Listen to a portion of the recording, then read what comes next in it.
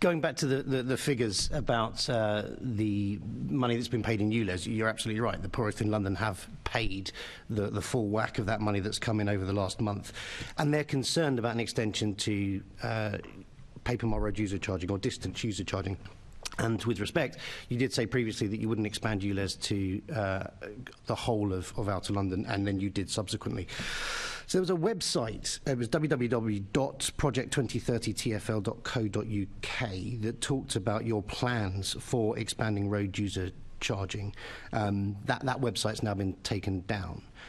On that website, it talks about Project Detroit. Can you tell us a little bit about Project Detroit?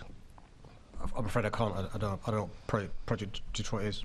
Okay, that's interesting. So Project, I did some digging myself, and I found out from an FOI that Project Detroit, its remit is to develop a prototype for distance-based journey charging. It says that the Detroit platform is looking to build a system that other forms of charging can be based on distance, vehicle type, etc.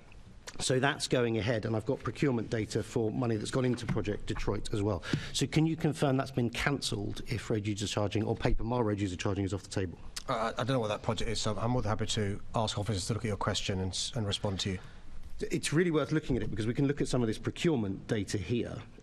So I've filtered out just to look at stuff that's gone to Project Detroit. So there's one here, CW41247, which is looking at resources for Project Detroit. That's between 1 and 5 million, so these are big figures, you want to look at that. There's another one here, CW43656, which is additional resources for Project Detroit. Again, that's between 1 and 5 million. And then there's staffing costs as well, and that's a concern.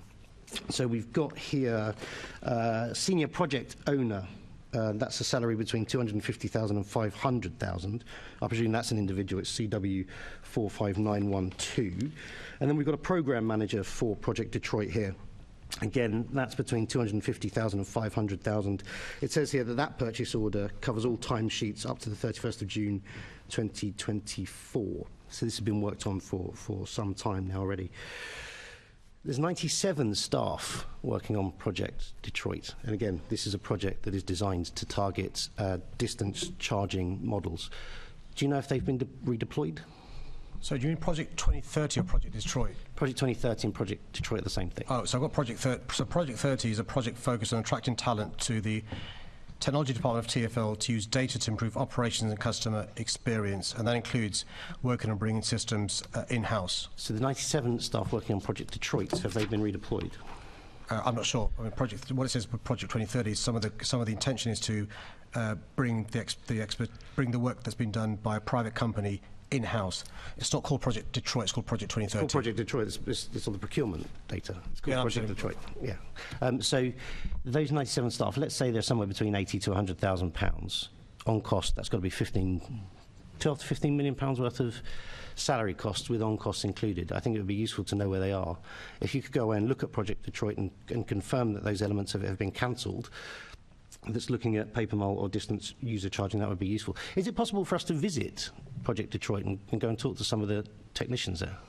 I've never heard Project Detroit. What I've got no, it was Project 2030, but I'm more than happy, Chair, for TfL to look into the questions you've asked and to follow up. When you review, you'll see I've given you the project ID number, so you can go and look that up. Like I say, it's 1 million to 5 million, staff costs of 500,000, salary costs.